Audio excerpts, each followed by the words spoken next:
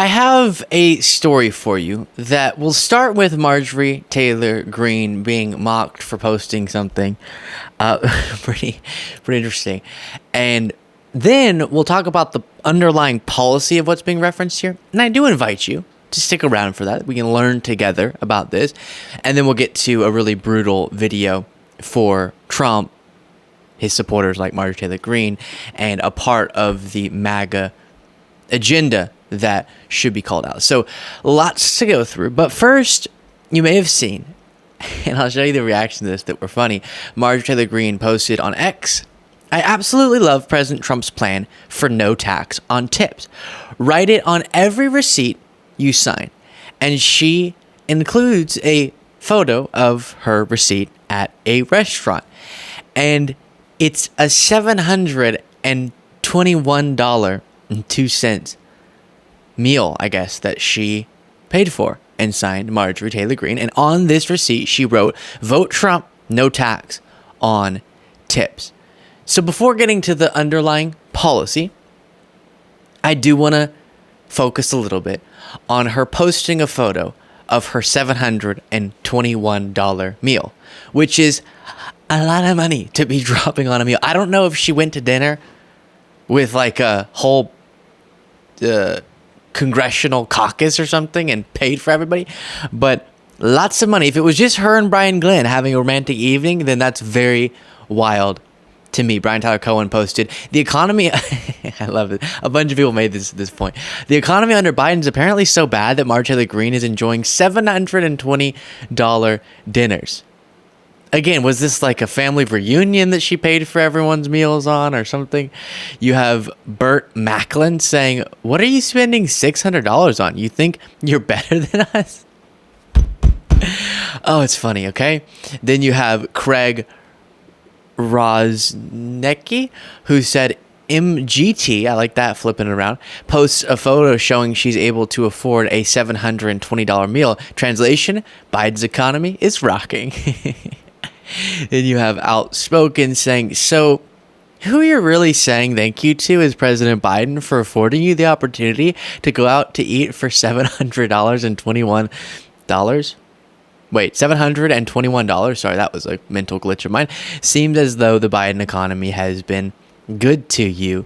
Then you have JoJo from Jurors, friend of the show, saying, "Hold the hell on. You're out there every damn day telling us that the economy is so bad the American people can't afford groceries, yet you're dropping $700 on a single restaurant meal? That's more than a hell of a lot of people make in a week. Hell, it took me nearly 2 weeks to make that when I worked in education." So, obviously, one person spending a lot of money on a meal and lavishly living their life is not proof that everyone's doing well in an economy. Of course. It's just a funny point to imagine someone like Marjorie Taylor Greene really living it up in the Biden economy. Maybe things aren't going to hell quite as much as she wants people to believe. By the way, this reminded me of a Tucker Carlson moment that I'll play for you, where he is talking to Donald Trump Jr. and trying to make a similar point about inflation. Oh, inflation's so bad.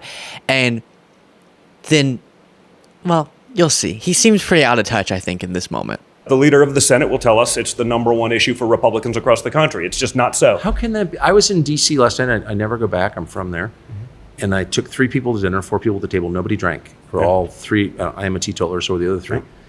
And it's a good restaurant, but not like a famous restaurant. Restaurant I've eaten at for many years. The bill was $800 for 4. $800. Not drinking. Not drinking and nothing crazy. Yeah. I'm going to quickly pause your viewing of this video to ask that you subscribe to the channel if you're not already, just by clicking that subscribe button. Thank you so much. No, that's not. Okay, let me make something clear before I get into this again. Prices have increased a lot. We've talked about the conditions that, facilitate that situation, and very pandemic related. That's why we saw it in so many countries across the world. We've gone through Biden's record on getting prices down. Okay, but prices have gone up.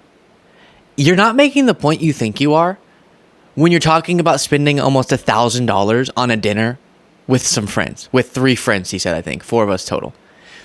Okay, well then you're not go away.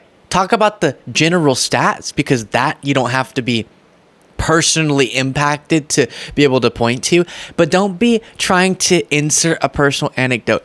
Hey, America, you know how you try to go out and just have a cheap dinner and it's $800 these days? Or Marjorie Taylor Greene, you know how you're just trying to have a little Mickey D's chicken nuggets and it's 720 buckaroonies?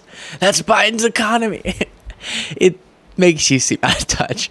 What percentage of Americans ever in their entire life have an $800 meal? Unless, again, you're paying for your family reunions meal. That's so crazy. Both Marjorie and Tucker showing how disconnected from their MAGA voters they are, because they try to act like we're representing the working class. And you can be out of touch in a sense and still advocate for the correct policies. Just maybe when you're advocating for policies that you know relate to underlying issues that you're not severely impacted by, given you're a trust fund kid like Tucker Carlson and you made millions of dollars at Fox News and all of that, maybe don't try to insert a personal anecdote. I'm just dying with him thinking in that moment. Sorry to be focusing on Tucker Carlson so long. I didn't think we were going to go there for this long, but I love him thinking, you know how everyone's mad at Biden for having to spend $800 on one meal with 3 friends? Gosh, I get the hardship. Goodness gracious. So back to what Marjorie Taylor Greene posted. Again, vote Trump, no tax on tips. And this relates to a policy proposal that was briefly mentioned by Trump in this GOP, I think it was the House or Senate meeting. And it's the idea of exempting tips from taxation for tipped workers.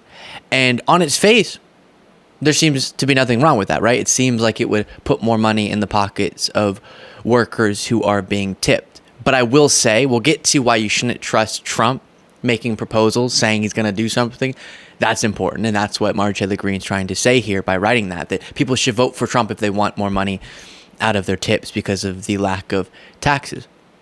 And how his record shows someone who has been very against even tipped workers and obviously the working class at large. But I will say on that particular policy, which isn't really the subject of this segment, more so that receipt, but the policy itself actually, in my mind, facilitates an environment where workers are further reliant on tips. And what we should be advocating for is going in the other direction, where we force employers to pay better base wages and we sort of chill out this tipping culture where then the consumers have to be the ones who help these workers just get by, right, through these tips. And instead, they should be getting paid a solid amount so that tipping is less of a necessity. And I think this type of policy would help to give justification to employers to further decrease wages because, they can make enough on tips. But again, that culture, I think, has gotten out of hand, and it gives the perfect excuse to employers to not properly pay workers. And like I said, we should be going in the other direction. And this is a part of the Trump playbook. You say things that sort of sound like they're pro-working class, and then often there's more to the story, and you don't actually end up doing that thing. But it becomes the justification to do tax reform, and then the vast majority of that tax reform is just helping the richest American. And here's this from Huffington Post. When he had the chance to help restaurant workers, Trump instead pursued a controversial policy to give employers more control over their workers' tips. The proposal was designed to allow restaurants to pool their servers' gratuities and redistribute them to non-tip workers like dishwashers and cooks, right? Good policy on its face, letting the cooks, dishwashers, etc. I remember when I was doing to-go serving, you didn't get tips directly because you were behind the scenes, but then the pooled tips really made a big difference. But it was written in such a way, and there's more to the story, that it appeared nothing could stop businesses from appropriating the tips for themselves. And that definitely was happening. Heard plenty of personal stories to that effect. Trump officials get this buried in internal analysis that showed tip workers could lose billions of dollars a year in wages under the plan. This is going to take all the control of tips that I make and hand it right over to the owners. An Illinois server fumed to HuffPost at the time. Congressional Democrats felt it was necessary to insert a provision in a spending bill barring employers from pocketing the tips. But they failed to stop a separate Trump policy change for tip workers. That rule made it easier for employers to pay tip workers a sub minimum wage of as little as $2.13 per hour for non-tipped work.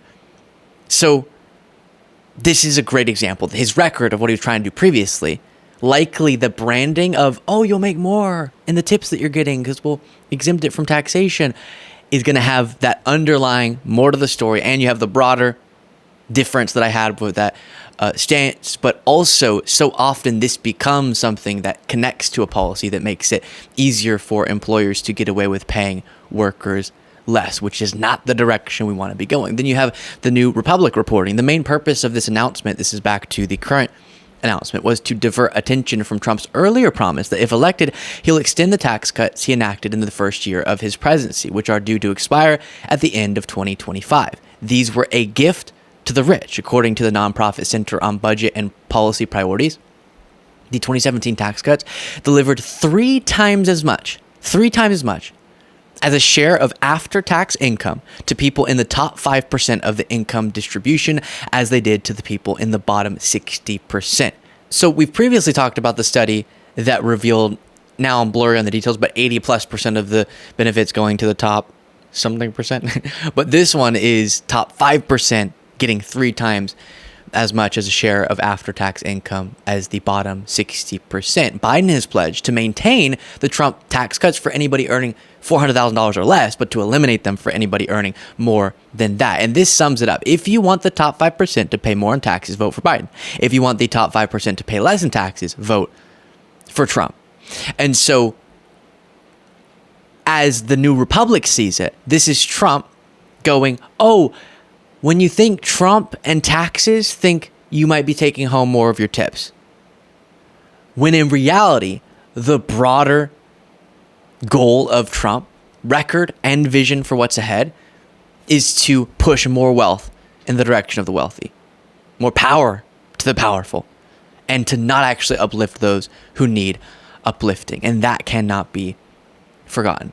Now, an interesting thing before I get to this video where Abby Phillip on CNN puts together a really brutal compilation showing Trump's failed promises, but a story that sort of connects to what we should be doing. We should be raising the minimum wage. That's what we should be doing if we're trying to help the working class. Instead of this proposal, that would be a priority, or strengthening unions, etc.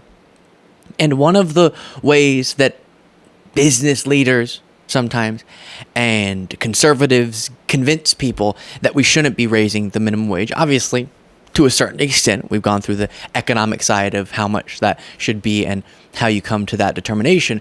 But it's convincing people raising the minimum wage is not viable economically, right? And so there's a big, I think I can describe it as a propaganda effort right now by fast food chains in the state of California to convince people that the recent fast food worker minimum wage increase signed into law by Governor Gavin Newsom is hurting jobs, is decreasing the amount of people that can be hired.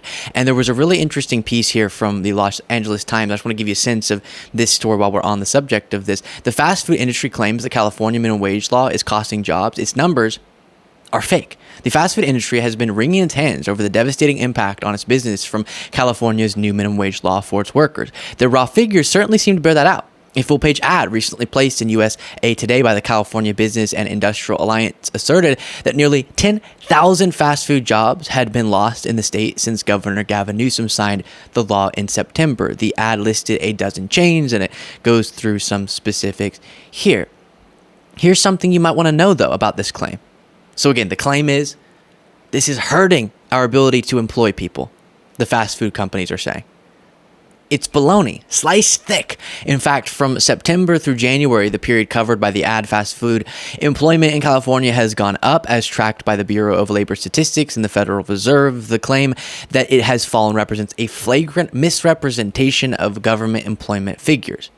And something else the ad doesn't tell you is that after January, fast food employment continued to rise. As of April, employment in the limited service restaurant sector that includes fast food establishments was higher by nearly 7,000 jobs than it was in April of 2023, months before Newsom signed the minimum wage bill. And then it goes on to cite different specifics. But it's just completely wrong what's being pushed by these companies. And we've talked about before, if you find that equilibrium number, you can actually stimulate the business for businesses, because people in that community then have more money in their pocket to go out and stimulate the economy. And then the workers also have, obviously, the primary benefit of raising the minimum wage. They have more money in their pockets. And so this should be a step we're taking. This should be what Trump is doing if he wants to help the working class. But obviously he won it, so he shouldn't get elected, among the many, many other reasons. So that's just a little anecdote.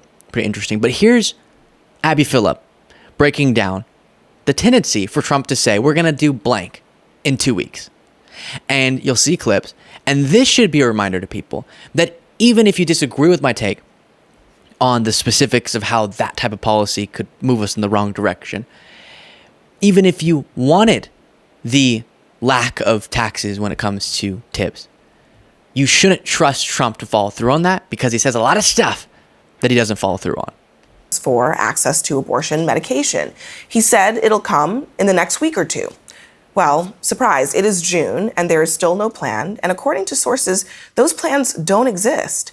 The promise of plans in 2 weeks is not rare for Trump. In fact, it's pretty common. We're signing a health care plan within 2 weeks. Over the next 2 weeks, I'll be pursuing a major executive order. We're going to be announcing something, I would say, over the next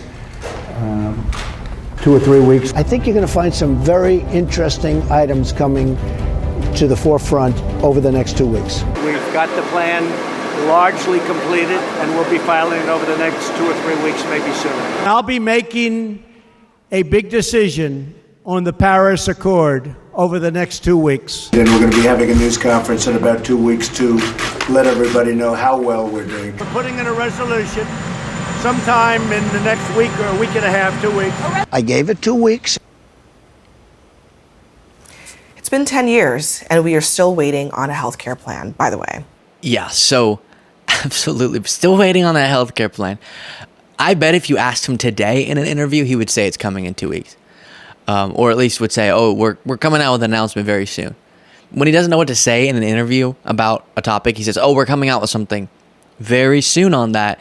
And 2 or 3 weeks, maybe sooner, then it doesn't happen. And so even if you do see, the thing they're trying to get going is where you write on receipts, vote Trump, no tax on tips, to send the message to people that if you want that, you can vote for Trump and get it. Even if you do want that and you would vote for Trump because of that, first of all, let's not let democracy crumble for that particular branding thing. But also, you shouldn't trust that he would actually get it done. And even if he did get it done, undeniably, it would be a part of a broader tax reform that would not serve the interests of the working class. Let me know what you thought of all that in the comments. And if you want to get access to the daily bonus show, extra episode of the show daily, you can do so by clicking that join button below.